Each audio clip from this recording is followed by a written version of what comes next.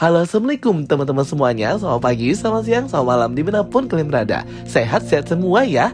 Oke teman-teman semuanya, di video kali ini kita akan ngebahas dan nge-review episode ketiga dari The Rings of Power from the Lord of the Rings Universe. Oke, jadi kan aku sudah ngebahas ya episode 1 dan 2, dan juga aku buat video Everything You Should Know Before Watch The Rings of Power, atau semua hal yang harus kalian ketahui sebelum nonton series ini.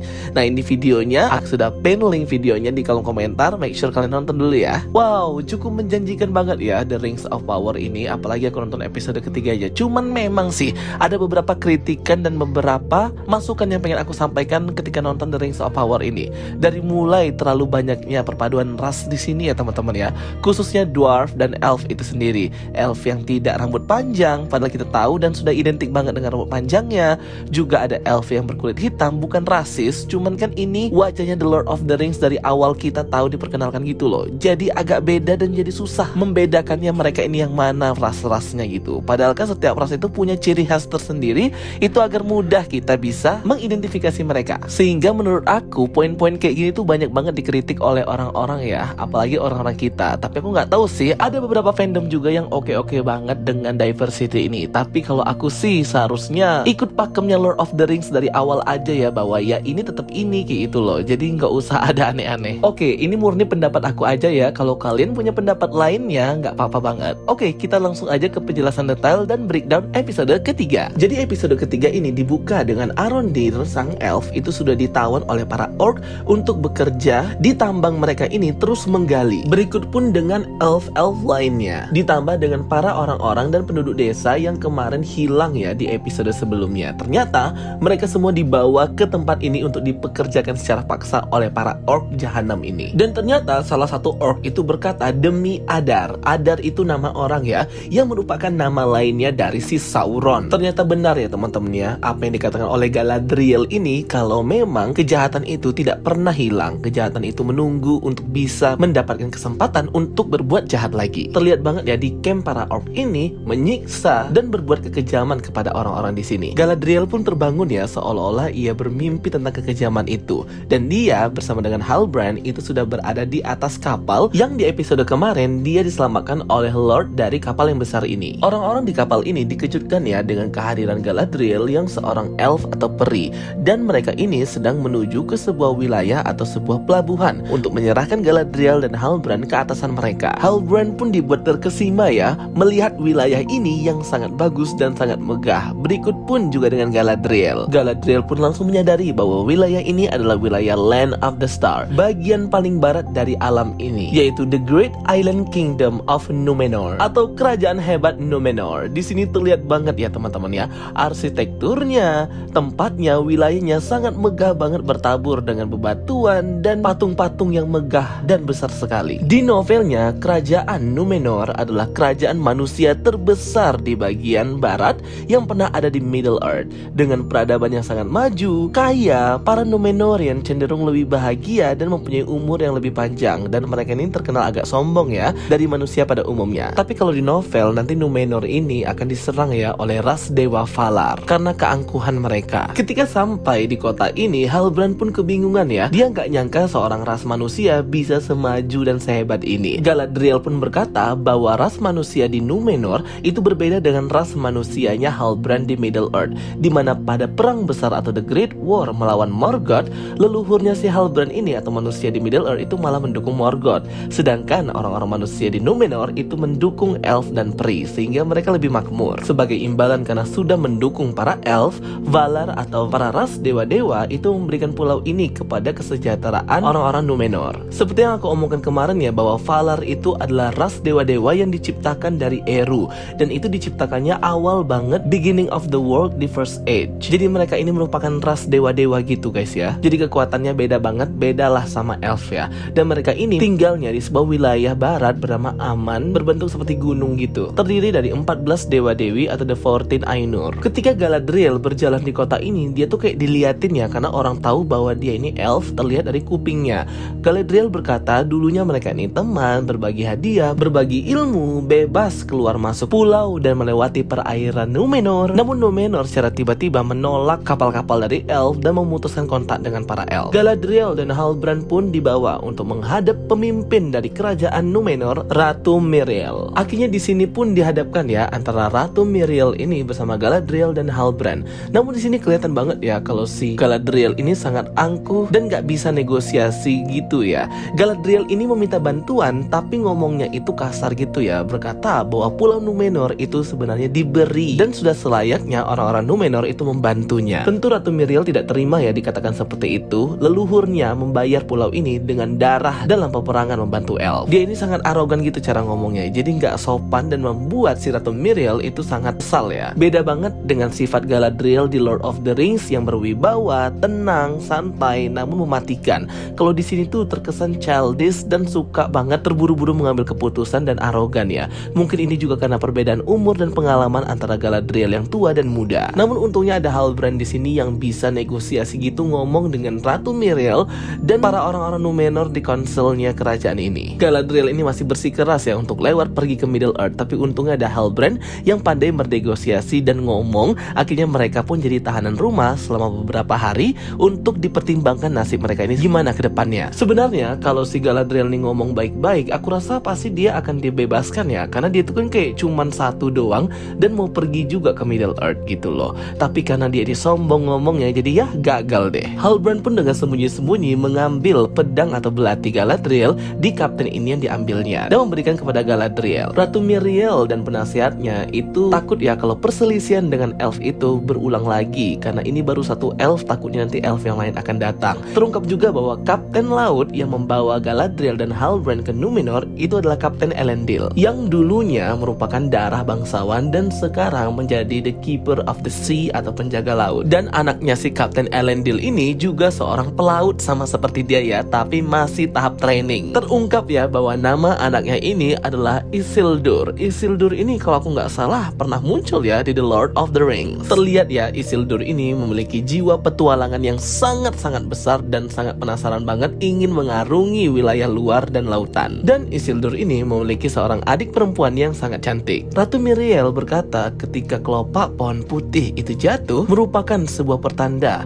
bahwa air mata Valar itu sendiri atau dewa-dewi Valar menjadi pengingat hidup bahwa mata mereka mengawasi setiap keputusan yang diambil dan juga mengawasi orang-orang Numenor di sini. Nah dia tuh ngomongnya kayak nggak percaya gitu ya teman-teman ya. Ini tuh kayak nge-easter egg kita bahwa memang dari Ratu Miriel sendiri dan orang-orang Numenor itu sudah nggak percaya lagi dengan Valar. Mereka ini kayak lupa diri gitu ya bahwa semua yang mereka dapati sekarang adalah pemberian dari The Valar. Ratu Miriel pun menginterogasi ya Kapten Elendil kenapa dia menyelamatkan elf itu dan membawanya ke Numenor. Dan dia ini juga curiga ya dengan si Elendil ini, mungkin dia temannya si elf karena namanya Elendil itu berarti teman para elf. Disangka melakukan pengkhianatan, Elendil pun meyakinkan bahwa dia melakukan itu sesuai dengan apa yang ia yakini. Dan Ratu Miriel menyuruhnya untuk mengawasi Galadriel dan memberikannya sebuah pedang. Next berpindah ke scene di The Certain Lands atau tempat para manusia, khususnya di tempat si Arondir dan para penduduk desa yang ditawan oleh orc ini ya teman-teman ya. Terlihat di sini orc ini tidak tahan dengan matahari. Beda banget dengan orc yang kita lihat di The Hobbit dan Lord of the Rings. Di sini mereka harus memakai penutup wajah, topeng, kain-kain untuk melindungi kulit-kulit mereka dari sinar matahari yang membuat badan mereka terbakar. Arondir dan teman-teman elfnya akhirnya menyadari ya bahwa sebenarnya dengan matinya Morgoth itu tidak mati juga pengaruh gelapnya. Masih ada Sauron atau pengikutnya yang ternyata di sini masih merencanakan sesuatu yang jahat. Ia dipanggil dengan sebutan Adar atau kalimat elf. Adar itu kalau artinya merupakan bumi itu sendiri ya, atau dunia itu sendiri dari kalimat elf. Jadi Sauron ini kayak nyaplok namanya gitu ya. Arondir dan teman-temannya pun berusaha ya membuat sebuah rencana bisa kabur dari tempat ini dan memperingatkan negeri-negeri di bagian selatan lainnya. Mereka pun disuruh ya untuk mencabut sebuah pohon ancient atau pohon kuno yang sangat besar sekali. Namun para elf ini menolak ya, karena ini pohon yang sudah lama ada di sini dan lebih tua dari mereka. Terjadilah percekcokan antara elf ini dan para orc yang terus menyuruh mereka bekerja. Akhirnya satu orc itu menawarkan sebuah minuman untuk mereka bertiga dan salah satu temannya itu malah digorok ya teman-teman. Ini tuh kayak udah mudah ketebak banget gitu loh, masa para elf itu nggak tahu apa yang akan terjadi selanjutnya. Akhirnya Arondir pun menuruti kata si orc dan menebang pohon ini. Galadriel pun kabur ya dari kamar tahanannya untuk mencoba mau pergi dari Numenor ini. Namun ia pun ketahuan oleh Kapten Elendil yang memang sudah ditugaskan untuk mengawasi Galadriel. Elendil pun berkata kepada Galadriel menggunakan bahasa elf, membuat dia ini terkesima ya, karena katanya masih diajarkan di aula pengetahuan Numenor juga. Dan Galadriel meminta untuk diantar ke sana dengan berkuda, karena dia sangat suka berkuda. Akhirnya mereka pergi ke sana. Halbrand berusaha untuk mencoba peruntungannya di kota Numenor ya, dengan bekerja di Pandai Besi. Namun dia tidak bisa bekerja di sini sebaik apapun kemampuannya, karena belum ada medali atau lambang serikat Numenor untuk bisa bekerja. Saat tengah makan, si Halbrand ini dihina ya oleh orang-orang Numenor ini yang ngomongin dia ini manusia rendahan gitu. Jadi memang orang-orang di sini sangat sombong. Halbrand melihat ya lambang serikat dia dan berusaha untuk mengambilnya. Ia pun membuat sebuah siasat untuk mentraktir mereka semua minum dan sok akrab gitu ya, karena memang dia ini pandai negosiasi dan ngomong.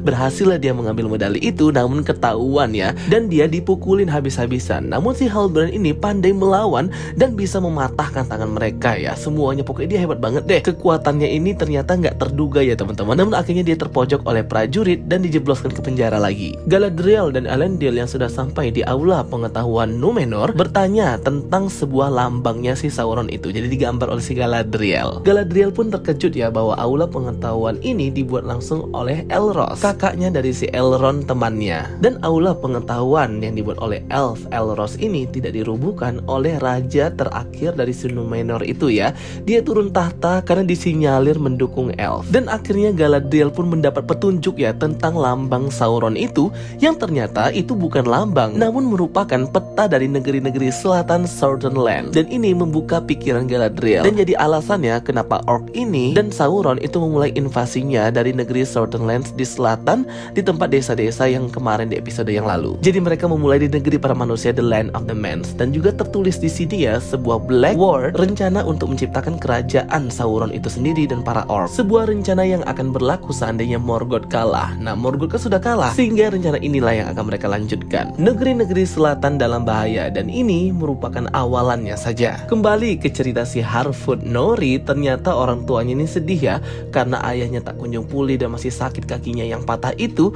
Takutnya ketika mereka itu migrasi atau berjalan berpindah tempat, mereka ditinggalkan. Nori pun masih berusaha ya untuk membantu raksasa dengan mencuri bukunya si Sadok untuk membaca rasi-rasi bintang. Sadok ini kayak ahli dalam peramalan dan membaca sihir-sihir magic bintang gitu ya teman-teman ya, pendetanya gitulah, orang tetua di kelompok Harfoot ini. Akhirnya Nori berhasil mengambil lembaran rasi bintang yang dia butuhkan dan kembali ke kelompoknya untuk mendengarkan pidato si Sadok. Si raksasa ini pun melihat ya lembaran-lembaran rasi bintang itu dan malah sangat penasaran dan membaca-bacanya tanpa disadari karena terlalu dekat ke api malah terbakar dan membuat kegaduhan dan kerusuhan di perkumpulan mereka. Terungkaplah ternyata di sana ada raksasa dan membuat semua Harfoot itu pada lari ketakutan dan terkejut. Nori pun langsung disalahkan ya oleh semua Harfoot karena membantu raksasa itu. Berikut pun ibunya yang kecewa dengan si Nori ini. Namun Nori masih percaya ya bahwa semua ini adalah takdir. Di malam hari Elendil pun dinner ya dan makan malam bersama dengan kedua orang anaknya. Di sini mereka itu terlihat tidak harmonis dan selalu terjadi percekcokan. Padahal Elendil sangat memperhatikan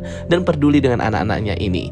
Galadriel pun akhirnya menemui si Halbrand di penjara ya, dan mengajak Halbrand pergi ke negeri-negeri selatan berkolaborasi dengan Galadriel mengalahkan kejahatan. Dan Galadriel pun menemukan arti sesungguhnya dari kalung atau lambang yang dipakai oleh Halbrand. Galadriel berkata orang dulu yang memakai lambang itu menyatukan suku-suku yang tersebar di negeri selatan di bawah satu komando. Dan Galadriel percaya sebagai keturunannya Halbrand bisa melakukannya sekali lagi untuk menyatukan negeri-negeri selatan melawan kejahatan. Akhirnya Halbrand dan Galadriel pun membuat rencana untuk pergi dari Numenor dan pergi ke Middle Earth. Ratu Miriel pun mengunjungi ayahnya, berkata bahwa sesuatu yang kita cemaskan sudah tiba. Elf itu sudah tiba. Di sini terlihat dia ini sangat khawatir ya dan hendak ingin memulai suatu peperangan. Esoknya Nori dan Harfoot semuanya sudah mulai migrasi dan mereka ini tertinggal jauh banget ya karena ayahnya itu masih sakit kakinya.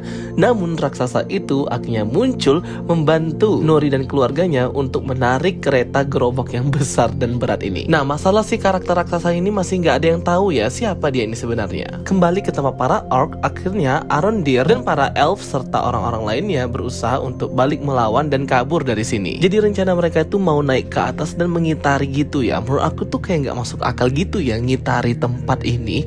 Tapi akhirnya terjadilah pertarungan mereka ini dengan para orc. Para orc itu tidak bisa kena matahari, jadi mereka menyerangnya siang-siang saat panas terik. Tersudut, akhirnya orc itu memanggil warg atau serigala mereka yang mengerikan itu. Tapi matanya agak aneh ya, kayak lucu gitu. Hampir berhasillah si Hano ini, elf kawannya Arondir, untuk kabur, namun malah dipanah dan mati ya. Dan gagallah si Arondir ini. Akhirnya dia dibawa untuk menghadap si Adar atau pemimpin para orc yang disinyalir merupakan Sauron. Terlihatlah orang yang bentukannya kayak manusia gini dengan memakai armor yang berwarna hitam khas Sauron. Penampakannya gak jelas di blur. Dan akhirnya episode ketiga ini pun berakhir. Lanjut episode keempat minggu depan. Wow ya guys ya. Untuk episode ketiga ini oke banget ya. Dan masih bagus lah alur dan plot ceritanya, masih bisa dinikmatin kalau menurut aku. Dan juga seneng banget ya untuk melihat kerajaan-kerajaan lain seperti Numenor dan tempat wilayah lainnya. Dari point of view-nya The Rings of Power ini aku suka banget. Dan seperti biasa ya, CGI-nya itu selalu memanjakan mata kita. Ini per episodenya kayaknya mereka semua CGI ya. Mantap dan cakep banget. Oke teman-teman semuanya, itu dia breakdown dan penjelasan dari aku. Tulis pendapat kalian di kolom komentar, diskusi bareng. Thank you for watching my videos. Don't forget to like and subscribe. Kita ketemu lagi di video-video aku berikutnya. Sampai jumpa semuanya. Bye bye. See you next time.